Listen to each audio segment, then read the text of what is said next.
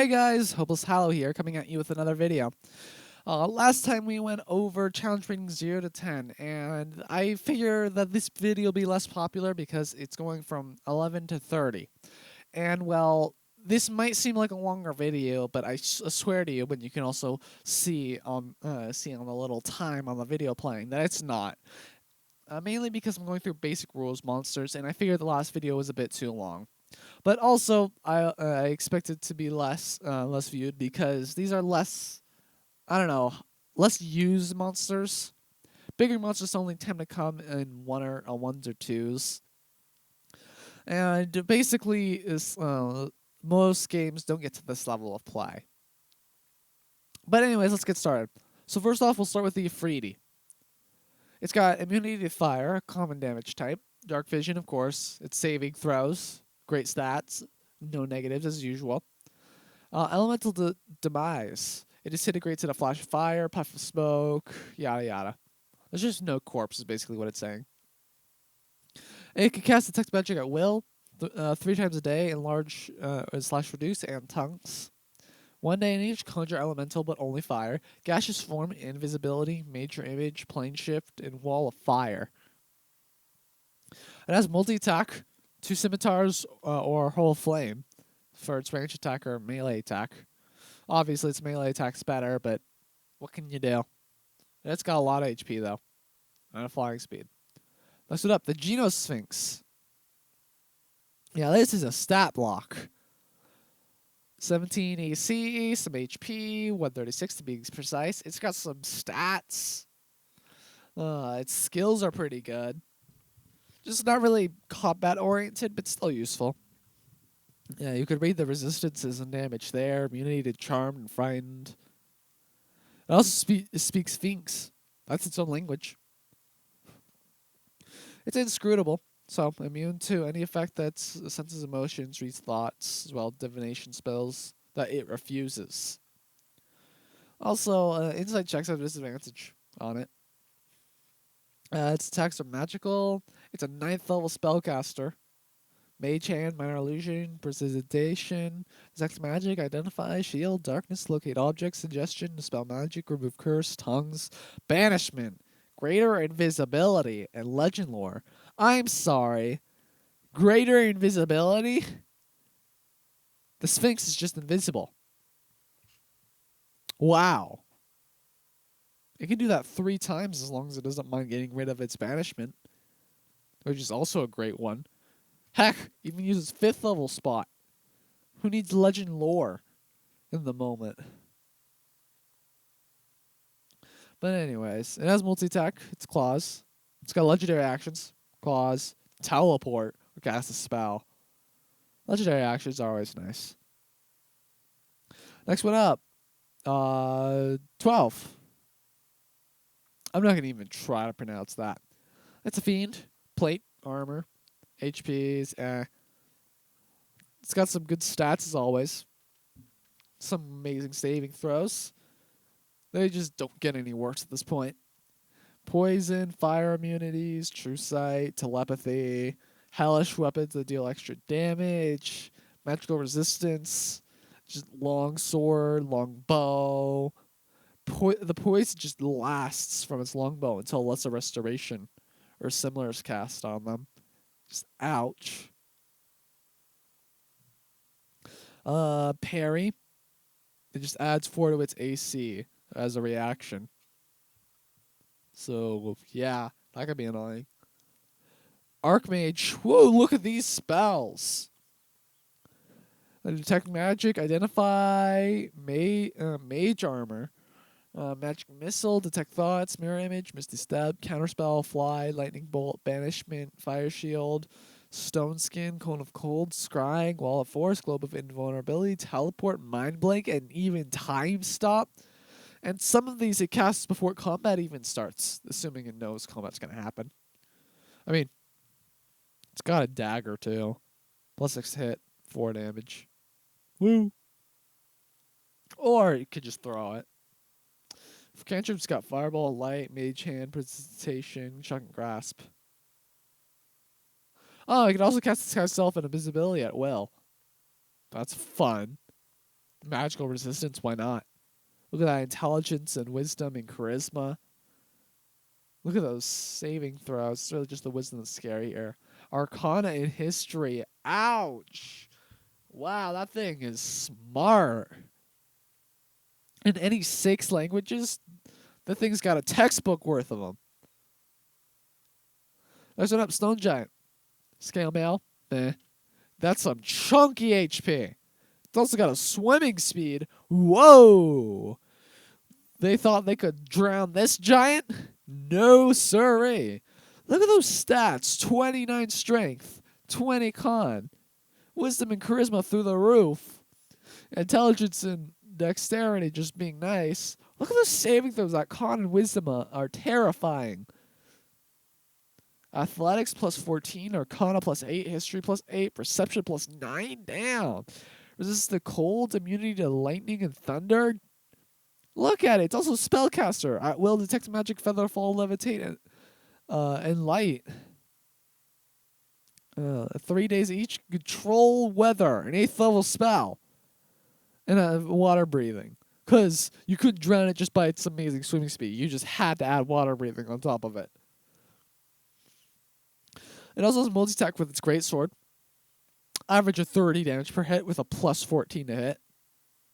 You can also just hurl a giant rock, 35 damage, but it's not multi-attack, obviously, so. Oh, yeah, I don't know if I had to mention it can actually call in a lightning strike within 500 feet. Every creature within 10 feet of the point must make a DC 17 dexterity saving throw, taking 54 lightning damage on average. And only half on a successful one. And it recharges on a 5 or a 6. Damn. Vampires in this category too for challenge rating 13.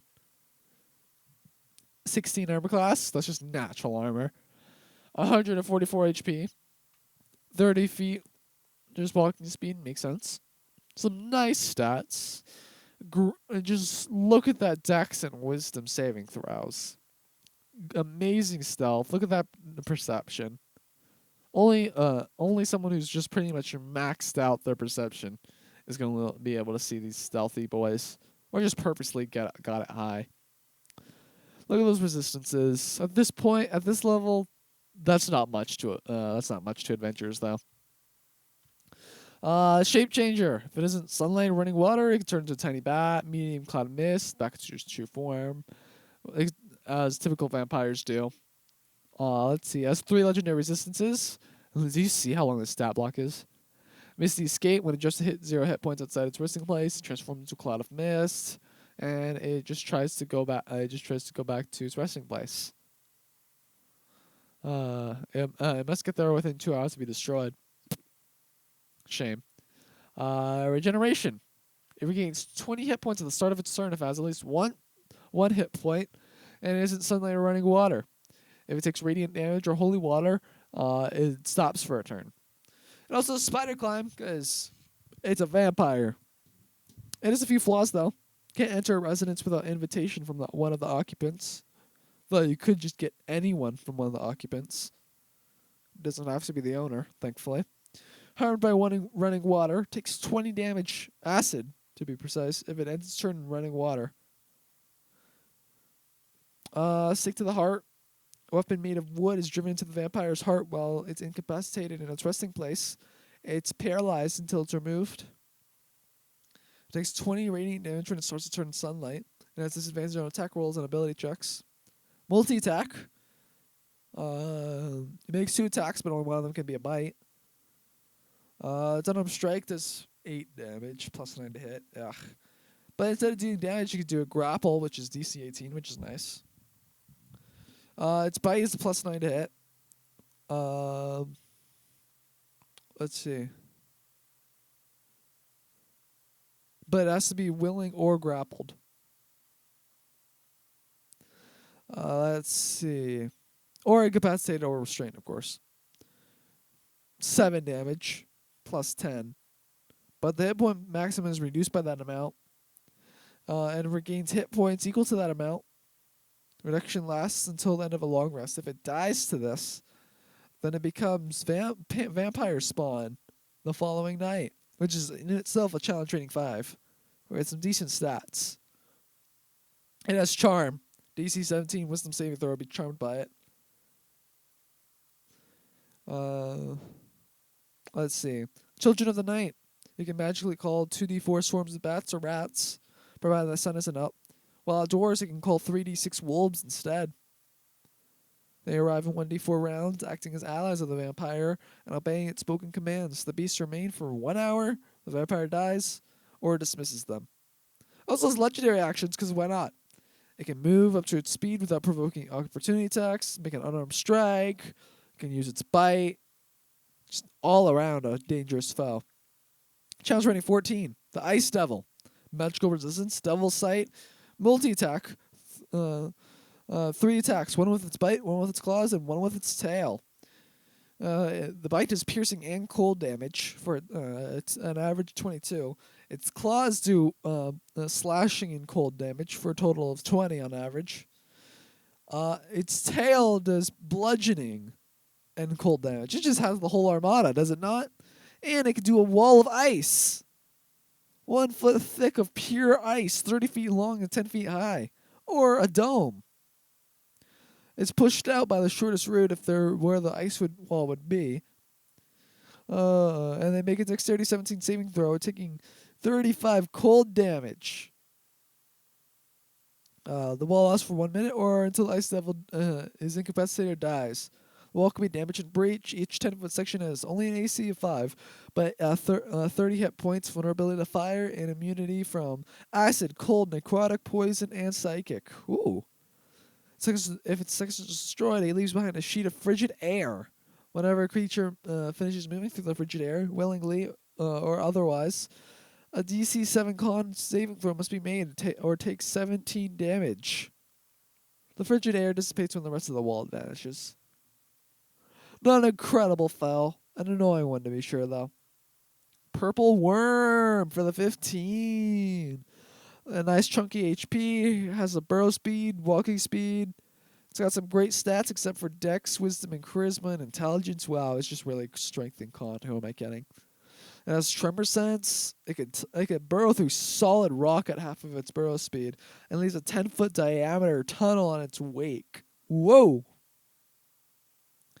It also has multi-attack. It makes 2 attacks, 1 with its bite and 1 with its stinger. Does 22 piercing damage, and if it's large or smaller, it must succeed a dexterity saving throw or be swallowed. It's blinded, restrained, and takes 21 acid damage at the start of each of the worm's turns. If it takes 30 more damage from in a single turn from a creature inside it, it must succeed 21 Constitution saving throw or regurgitate it. The creature falls prone within 10 feet, and if it dies, the creature is no longer strained and can get out of it by using 20 feet of movement. Its stinger, though, plus 14 to hit, 10 feet reach, 19 average damage of piercing, but must make a 19 con saving throw or take 42 poison damage on a failed save. Once again, an amazing creature to ambush. We all know him. We all love him. For 16, I have Iron Golem. Have you seen how terrifying those guys are in Minecraft? 20 AC, 210 HP. It's got the same walking speed as you guys. Look at those immunities. Poison, fire, psychic, bludgeoning, piercing, and slashing that aren't from non-magical attacks that aren't adamantite. Those conditions are crazy. It absorbs fire damage. It's immune to spells that alter itself, like a polymorph. It has magical resistance, magic weapons, multi-attack slam, or sword. Just the damage. And poisonous breath. 19 con saving throw or 45 damage. The Iron Golem's just a beast all around. Next up is a Celestial, surprisingly, the Planetar. These guys are pretty tough, considering that they have their challenge rating of 16. Same as the Iron Golem. Look at those stats. +7, +5, +7, +4, +6, +7. The only one that's even reasonable is the Intelligence. Look at those saving throws. Con +12. Wisdom +11. Charisma +12. and a plus 11 to perception with those resistances of radiant, piercing, slashing, and yada yada from non-magical attacks. Telepathy, true sight, all languages, angelic weapons that deal extra damage, divine awareness if it knows when it hears a lie, innate spellcasting, invisibility on itself, detects good and evil, blade barrier, dispel good and evil, flame strike, raise dead, commune, control weather, insect plague. Add on to that its magical resistance, and you've got a monster here. Let's take a look at its attacks, though. Multi-attack, melee stuff. Let's see, Great Sword. 21 damage, add another 22 average radiant damage. Woo. Only plus 12 to hit, though. A bit lower. Healing Touch. Can just heal someone for 30 HP and free them from any curse, disease, poison, blindness, or deafness, though. 4 times a day. That's 120 HP. That's more than half of its HP. Oh, more paladin-like ability. Next one up, the Andro Sphinx. You thought the Geno Sphinx was bad? Well, now we got this bad boy. Look at its HP, its AC, its flying speed. Look at these stats. Not too crazy, but look at these spells now. It goes even higher. Not by much, actually. It gets Flame Strike, I think. Wow. It's honestly a bit underwhelming. One of its cool abilities is the Roar, though. Its roars get stronger each time it uses it. It can use it 3 times a day, and they have different effects. The first one frightens them with a DC 18 Wisdom. The second one's the same DC 18 Wisdom, but it's deafened and frightened for 1 minute. Frightened creatures also paralyzed. They can repeat the saving throw on each of its turns. Yada yada. The third roar is the most devastating, though. An 18 con saving throw. It takes 44 thunder damage and is knocked prone.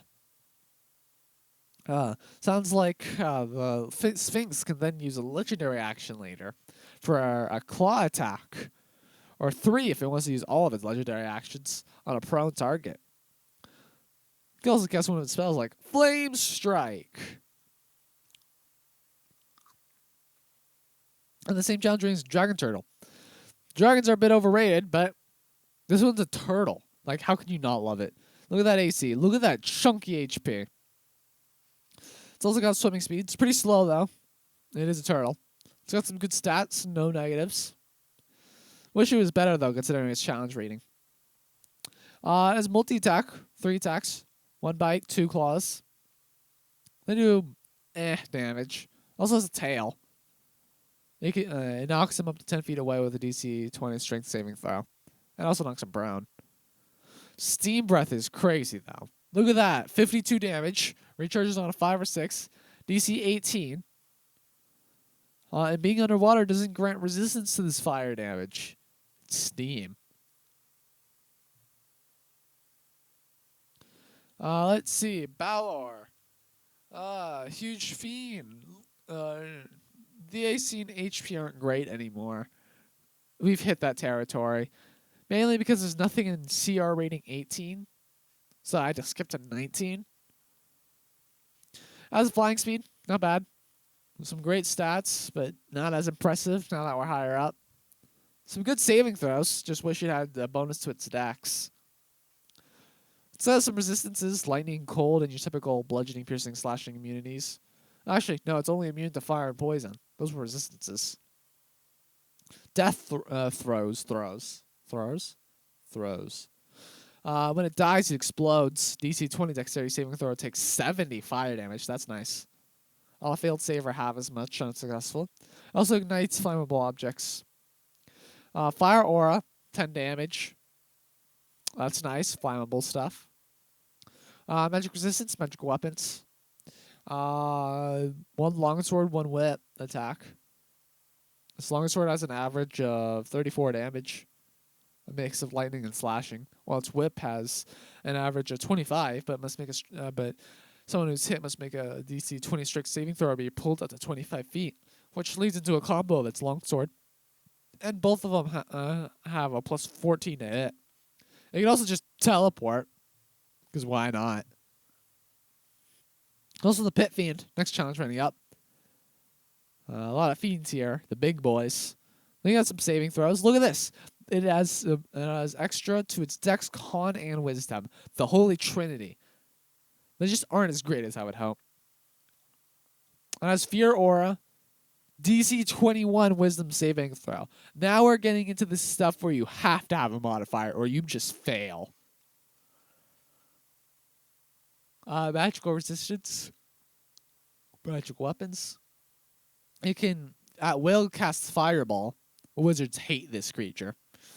Detect magic, hold monster, wall of fire. Multi-attack, 4 attacks, 1 bite, 1 claw, 1 mace, 1 tail. All have plus 14 to hit. Tail does 24 damage average. The mace is, wow, is that 36? Damn. Its claw only does 17 though. And its bite can poison though. It takes 21 damage at the start of each of your turns if it fails a DC 21 con saving throw. And an initial 22 damage on average to hit. It can just keep repeating the saving throws, though. 21, we have the Lich. Everyone's heard of the Lich. It's got power word kill, dominate monster, power word stun, finger of death, plane shift. No need to talk about all those low-level spells, though. It has rejuvenation. That's incredible. 1d10 days, it just gets a new body. If it fails a saving throw, I could choose to succeed as again 3 times per day without legendary resistance. Look at these resistances. Look at these immunities. Look at these saving throws. Let's see what else.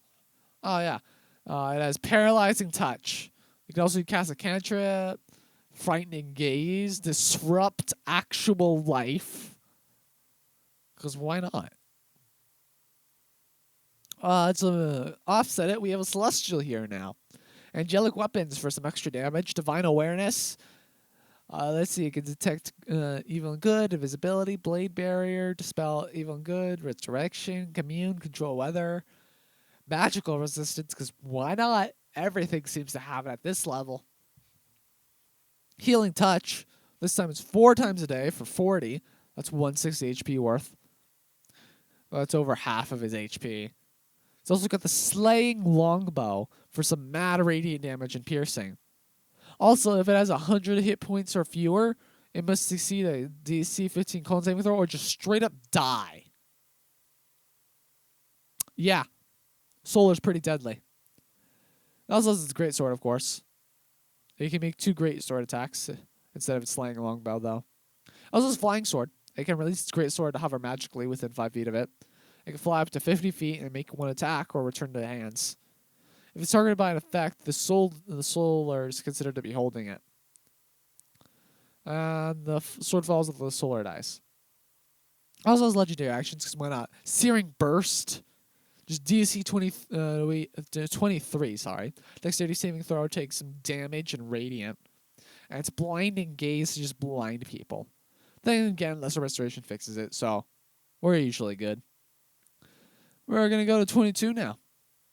There was just 2 22s to go through. So I just chose the best of the 2. Now you're probably thinking, well, isn't the other one better? Well, yes and no. The other one's better combat-wise because of its different breath attack. It's so much better to have a dragon that's native to the swamp or to the forest. It just really helps with the fact that, oh, we want to find a dragon, let's go search the mountains. It gives a new setting. Also, a good chunk of these creatures have layers that I haven't even talked about. Make sure to go check them out. Things like the Lich have a lair. This Ancient Green Dragon probably has one. Pretty sure a Devil might have one. Sphinx, I think, has a lair too. But this guy's got Poison Breath, Fight for Presence. You know, your typical dragon stuff. I won't go too much over it. It's got some armor class, yeah. It has the text. That's always nice for against the rogues. Wing attack, yeah. Nothing too special here. It's just like all the other ancients. Next up, Kraken. Oh, you should never underestimate a Kraken in any game. Look at that HP. Honestly, the only thing I would do is give it legendary resistance. That's it. Siege monster, freedom of movement, multi-attack, 3 tentacle attacks. It has a bite. It can fling them. It just eats the creatures up. Ink Cloud, Lightning Storm, Tentacle Attack, or Fling as its legendary action. It's incredible. Look at this damage. Look at just it flinging them up to 60 feet. These saving throws. It has the Holy Trinity. Dex, Con, and Wisdom. Just not as high as I'd like it. The immunities are nice. It's just great. We're gonna go to Ancient Gold Dragon now. Again, I just picked the two of the best dragons because there's only two here, so I just chose this one. This time I've decided to choose power and versatility over just being having a good background because I kind of already did that for Green Dragon, where the other dragon lives isn't that great. It's got Weakening Breath, Fire Breath, the usual. Wing Attack. It's just another ancient dragon, unfortunately. The basic rules really starts getting lackluster at challenge rating 22 and onwards. And I'll show you why. Because there is no challenge rating 25 and onward except for the Tarrasque in the basic rules. Give us more strong monsters, D&D Beyond. I mean, the Tarrasque is cool and all, but there is nothing I say in the basic rules from 25 to 29. And the Tarrasque isn't even that great. I'll legit just go online and search up Tiamat if I want a challenge rating 30. An actual good one, anyways. But yeah, while I have you here, the Tarrasque, we've already went over it in that how many level 1 characters does it take to beat a Tarrasque, which you should check out, actually. It's quite a few, but I won't tell you now, so you go check it out. It's got some great powers, though. It's really just a great monster. I just wish that it just had something a bit more unique. Because you can see the swallow, the frightful presence, the tail, the horns, the bite, the claws from other monsters. Only thing really unique it has is the reflective carapace, which I wouldn't be surprised if it was on a weaker monster and some other non-free monster. But anyways, that's all of them, from 11 to 30. I hope you found a new monster that you might want to use or study up on in case your DM decides to watch this video or something. But that's all for now. Bye.